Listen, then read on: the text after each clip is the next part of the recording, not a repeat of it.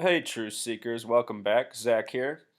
Today I saw on CNN they were discussing our nation going to war with ISIS. Just like a decade ago, or more than a decade ago now, we were talking about going to war with terror and Al Qaeda, and now ISIS is this new offshoot of Al Qaeda.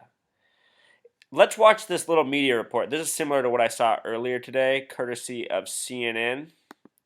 If I can get it to pop up here. ISIS, medieval in its brutality, shocks the world almost daily now with its executions of Muslims, Christians, Jews, including Americans. And Americans in the... Notice how this CNN caption here even labels it as a war, as if we're already at war with ISIS. I mean, the media is constantly trying to shape and form our perceptions in our mind. The reason the average American's thought process is so controlled is because they've just learned to go off of what the television tells them. The latest CNN ORC poll are now increasingly disapproving of how the president is handling the fight against ISIS. 58% now feel it is going poorly, up from 49% just in October. Even among Democrats, nearly half are not happy, despite the coalition response that's been lauded by the administration. We're taking out their commander. We're going to go back just a second, Truth Seeker, just a little numerology lesson here. 58 and 49. These numbers have the same numerology. Notice that 5 plus 8 equals 13. Take it a step further, 1 plus 3 for 13 equals 4. Just like 4 plus 9 equals 13, 1 plus 3 equals 4. They both have a numerology of 4. So in a sense, a numerologist would see both of these numbers, 58 and 49, as 4. Similar to 44. Okay. Happy, despite the coalition response that's been lauded by the administration. We're taking out their commanders, their fighters, and their leaders. And maybe because most Americans feel it is actually not going well, now there's less opposition to the U.S. potentially sending ground troops to battle ISIS. Today, almost equally split on whether that would be a good idea. 47% of Americans would like to send troops. Notice this is already the second time they've put up the percentage 47%. They just love that one. Pay attention in the media, 47. You know how much we talk about it in this video blog. And here it is already twice in this report. And some more master numerology up on the screen, 55. Troops, up from 43% in November. But that's something the president has been against from the beginning. Last week, asking Congress to approve a new authorization for military force more tailored to ISIS. The United States should not get dragged back into another prolonged ground war in the Middle East. That's not in our national security. If that was the truth and he meant it, amen.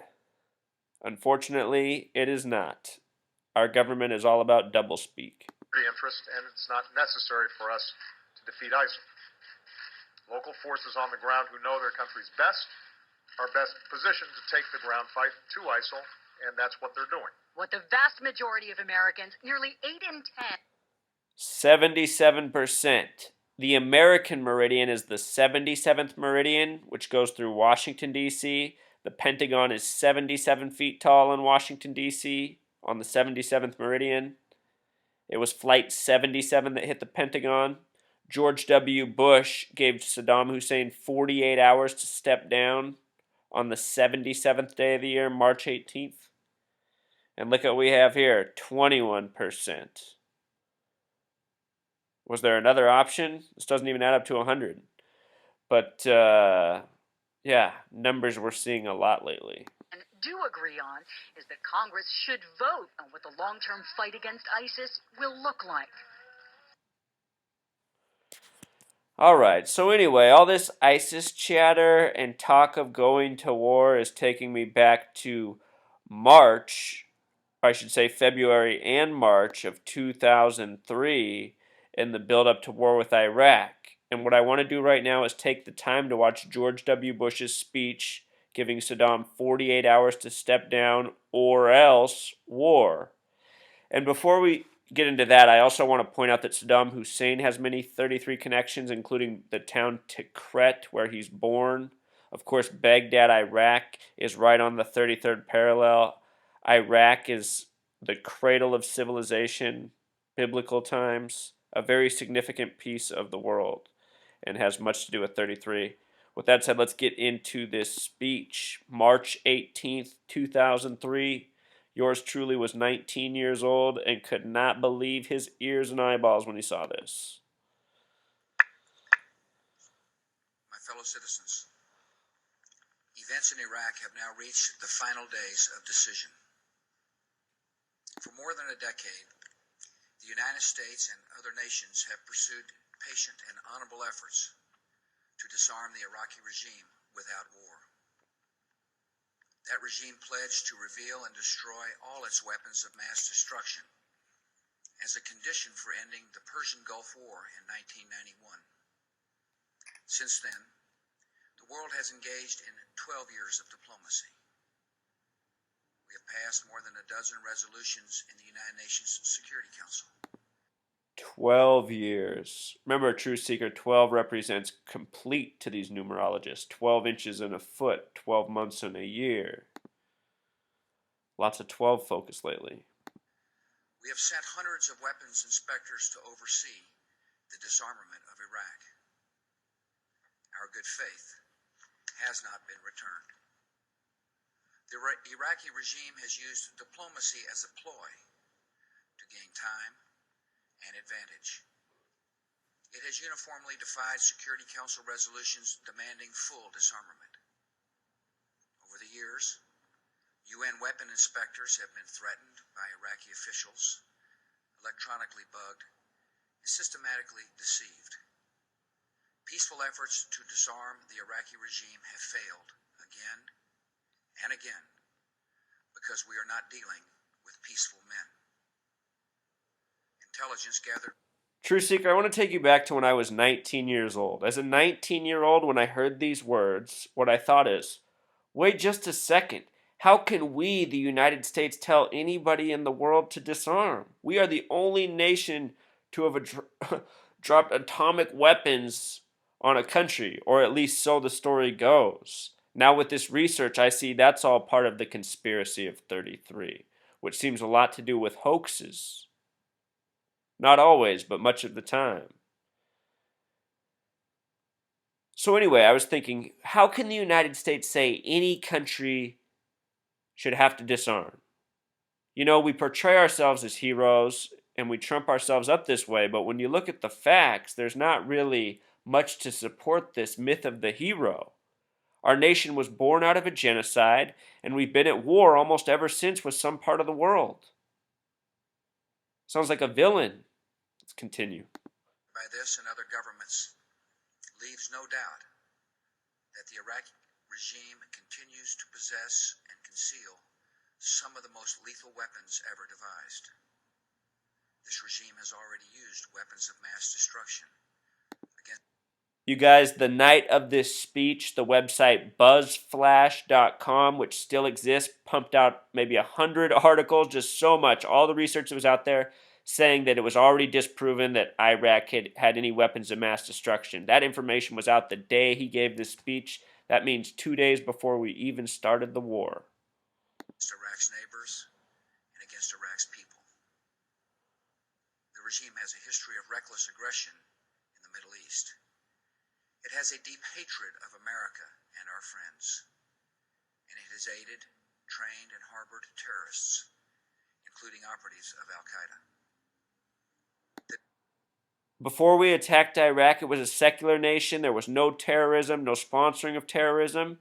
Now, our own government, our own CIA, says it's the greatest breeding ground for terrorists in the world. So see, they're projecting what they're going to do. They're projecting what they're going to do. This is the double speak.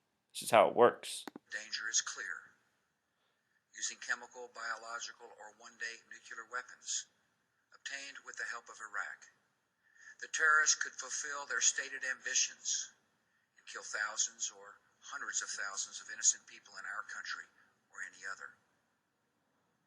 The United States and other nations did nothing to deserve or invite this threat, but we will do everything to defeat it. Instead of drifting along toward tragedy, we will set a course toward safety. Before the day of horror can come, before it is too late to act, this danger will be removed. The United States of America has the sovereign authority to use force in assuring its own national security. That duty falls to me as Commander-in-Chief. By the oath I have sworn, by the oath I will keep. Recognizing the threat to our country, the United States Congress voted overwhelmingly last year to support the use of force against Iraq.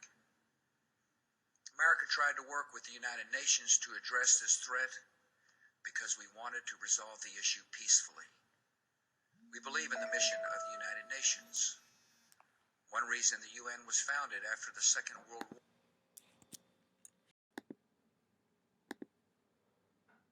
War was to confront aggressive dictators actively and early, before they can attack the innocent and destroy the peace.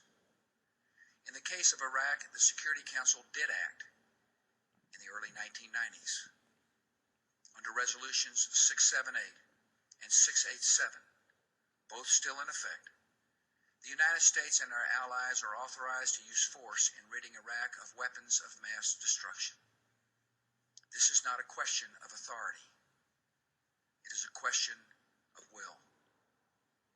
Last September, I went to the UN General Assembly and urged the nations of the world to unite and bring an end to this danger.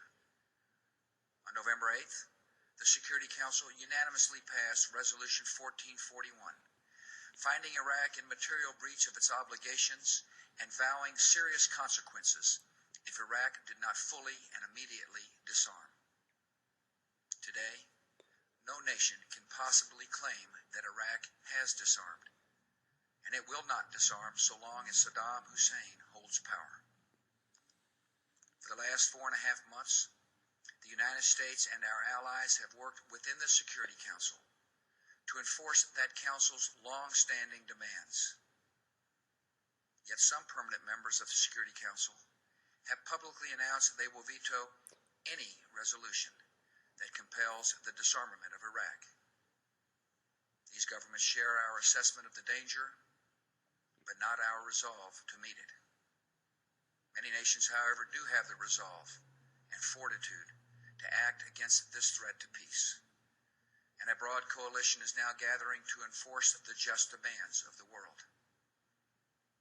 The United Nations Security Council has not lived up to its responsibilities, so we will rise to ours. In recent days, some governments in the Middle East have been doing their part. They have delivered public and private messages urging the dictator to leave Iraq so that disarmament can proceed peacefully. He has thus far refused. All the decades of deceit and cruelty have now reached an end. Saddam Hussein and his sons must leave Iraq within 48 hours.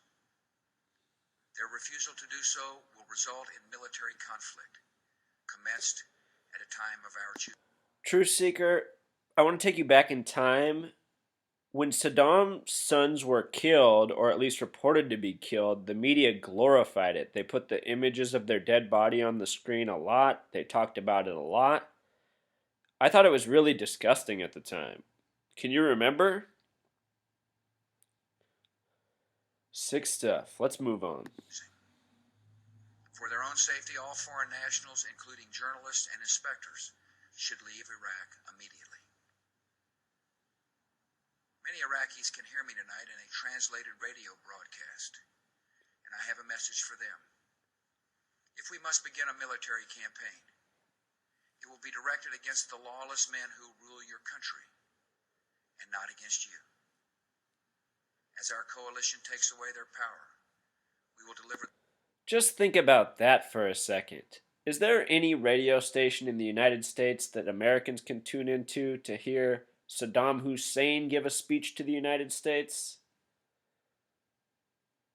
Yet this broadcast, I mean, just think about it. If Saddam Hussein was giving a speech that George W. Bush had 48 hours to step down or Iraq is invading, where would that be carried in the United States? It wouldn't be carried unless our own media wanted us to hear about it. All right, moving on. The food and medicine you need. We will tear down the apparatus of terror, and we will help you to build a new Iraq that is prosperous and free. In a free Iraq, there will be no more wars of aggression against your neighbors. Oh my goodness, Truth Seeker, a free Iraq. Iraq is a disaster now. It's nothing but a war zone. No more poison factories. No more executions of dissidents. No more torture chambers and rape rooms. The tyrant will soon be gone. The day of your liberation is near. It is too late for Saddam Hussein to remain in power. It is not too late for the Iraqi military to act with honor and protect your country by permitting the peaceful entry of coalition forces to eliminate weapons of mass destruction. Our forces will give Iraqi military units clear instructions on actions they can take to avoid being attacked and destroyed. I urge every member of the Iraqi military and intelligence services, if war comes, do not fight for a dying regime that is not worth your own life. And all Iraqi military and civilian personnel should listen carefully to this warning. In any conflict, Truth Seeker, I just want to clarify what he said. He essentially said fighting against the evil empire is not worth your life. And sadly, as a collective society, we're taking that advice. We're not fighting against the evil empire as we should. Not just Iraqis, we the American people. We're all slaves to this system too. This system pretends to be our friend, but it is surely not. It's just one that exploits us and lies to us all day, every day. Let's move on. your fate will depend on your actions. Do not destroy oil wells, a source of What? Do not destroy oil wells? I mean, where are the priorities at? wealth that belongs to the Iraqi people. Do not obey any command to use weapons of mass destruction against anyone, including the Iraqi people. War crimes will be prosecuted. War criminals will be punished. And it will be no defense to say, I was just following orders. Should Saddam Hussein choose confrontation, the American people can know that every measure has been taken to avoid war, and every measure will be taken to win it. Americans understand the cost of conflict because we have paid them in the past. War has no certainty except the certainty of sacrifice. Yet the only way to reduce the harm and duration of war is to apply the full force and might of our military, and we are prepared to do so. If Saddam Hussein attempts to cling to power, he will remain a deadly foe until the end. In desperation, he and terrorist groups might try to conduct terrorist operations against the American people and our friends. These attacks are not inevitable. They are, however, possible. And this very fact underscores the reason we cannot live under the threat of blackmail. The terrorist threat to America and the world will be diminished the moment that Saddam Hussein is disarmed. Bzzz. I mean, just looking back at this speech, how bad is it? And Trusick, I'm telling you, from the day I heard this, I just knew it was ridiculous nonsense. There wasn't a problem in Iraq when he was talking about all this. And it just seems so crazy to me. I mean, already here we are with the son of a former president. George W. Bush came across as a smuck, an asshole, an arrogant bastard. And, you know, and now here he is, President Jr., continuing the tradition of going to war with Iraq, just like his dad. It just seemed all too obvious, too easy to see through, just like something was apparently very wrong with 9/11. And I just thought, oh my God, what kind of country am I living in? Are you kidding me? Because I noticed that the thoughts and feelings I was having was not being shared with my common man, and I knew that was true where I was living at the time, Arizona. as well as where I was from, Washington. And those are said to be two different, very different places in terms of our country and culture, but it's not so. It's like everyone's on the collective page of ignorance and apathy and not paying attention. Yeah, yeah, yeah.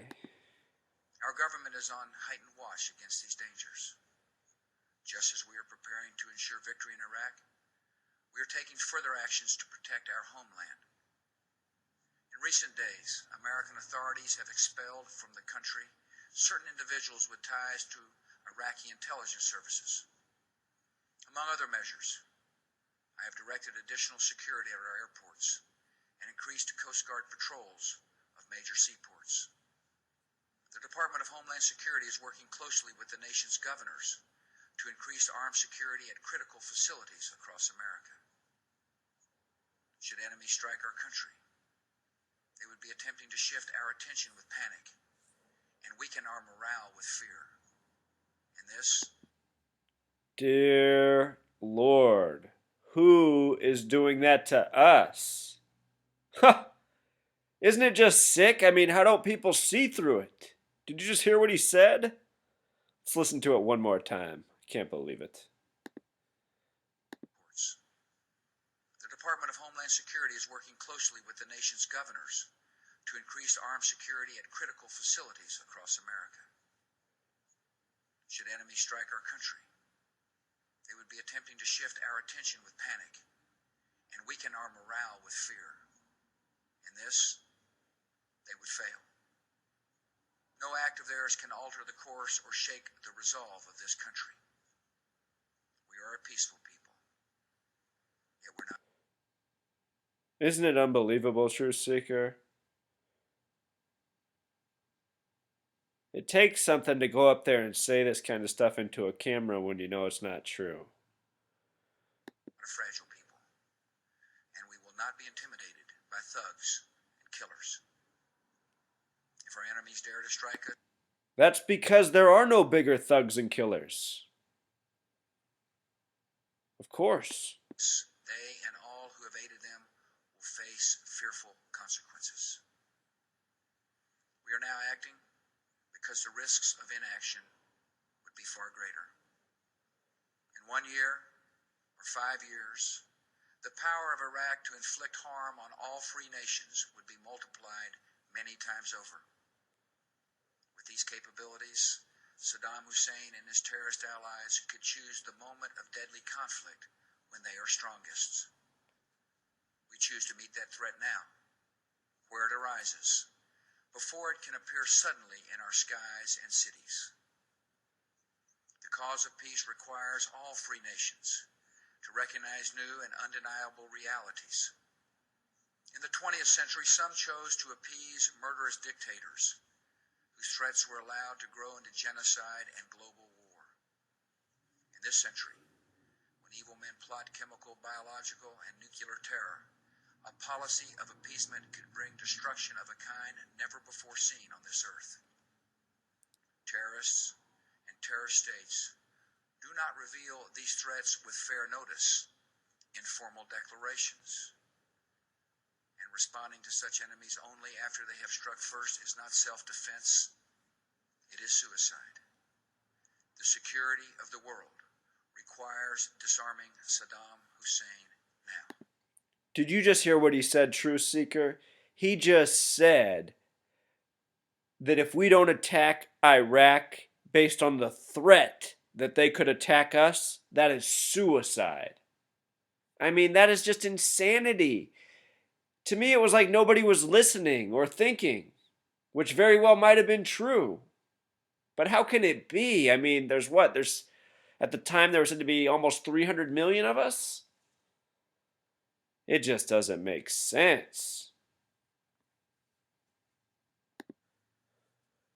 As we enforce the just demands of the world, we will also honor the deepest commitments of our country.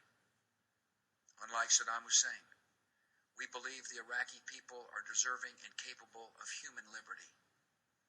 And when the dictator has departed, they can set an example to all the Middle East of a vital and peaceful and self-governing nation. The United States, with other countries, will work to advance liberty and peace in that region.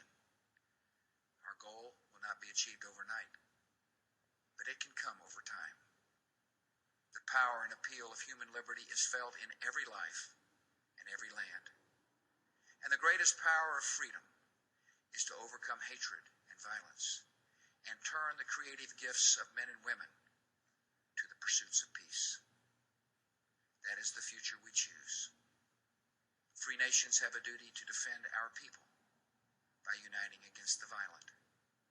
And tonight, as we have done before, America and our allies accept that responsibility. Good night, and may God continue to bless America. When these people say God bless America, I'm quite certain they're talking about a different God than the common person does. True Seeker, the other big piece of propaganda from that time was the Colin Powell speech to the United Nations. And notice in the George W. Bush speech, he just referenced the United Nations a lot. Let's listen to Colin Powell, the meat of his UN Security Council testimony with regards to the dangers of Iraq.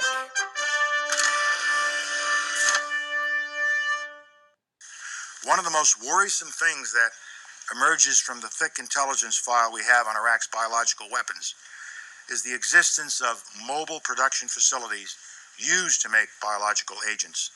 Let me take you inside that intelligence file and share with you what we know from eyewitness accounts.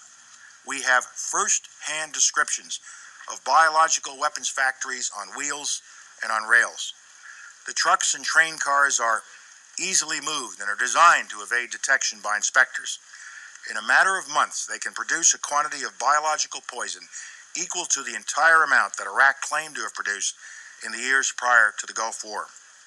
Although Iraq's mobile production program began in the mid-1990s, UN inspectors at the time only had vague hints of such programs.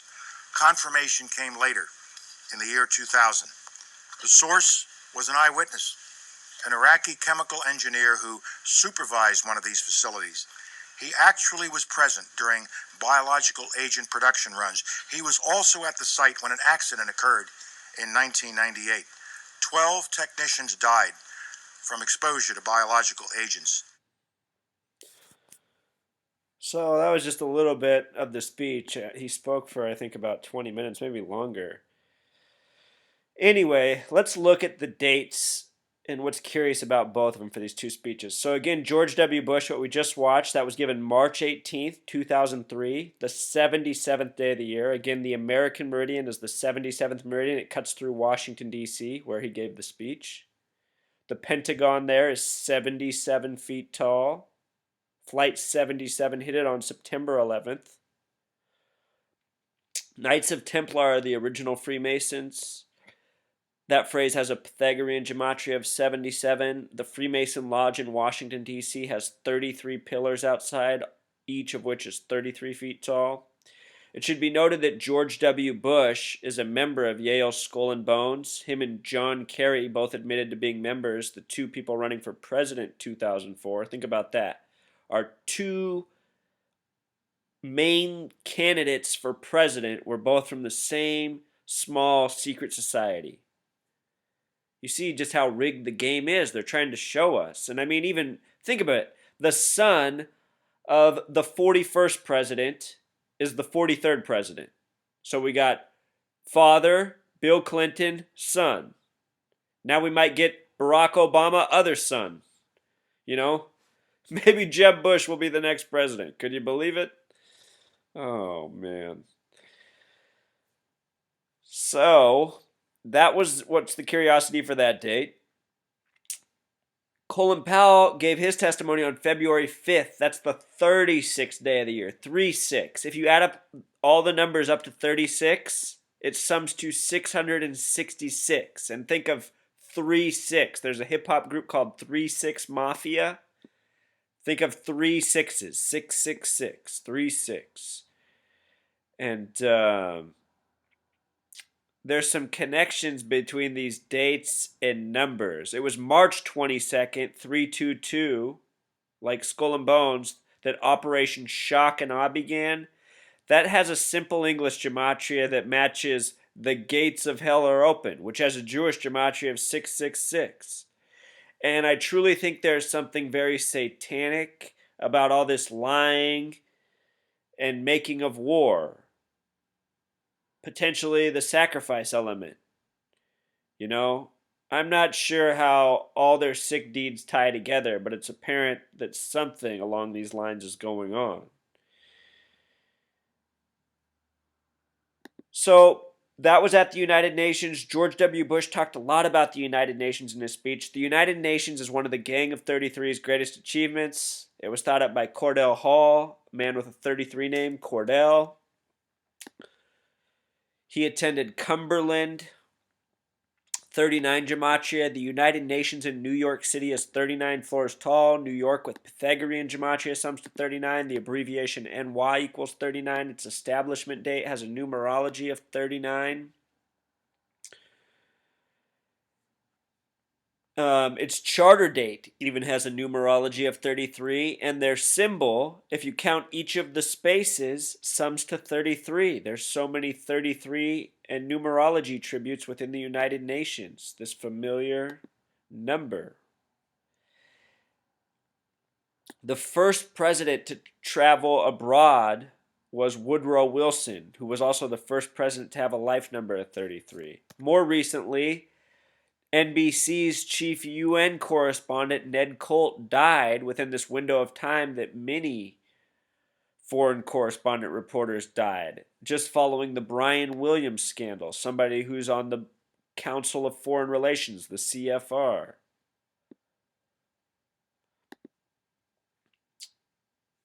Months ago, we were introduced to the UN system coordinator for Ebola. His name is David Nabarro. More 33 numerology. And Nabarro, of course, almost every detail in the Ebola story has 33 coded into it.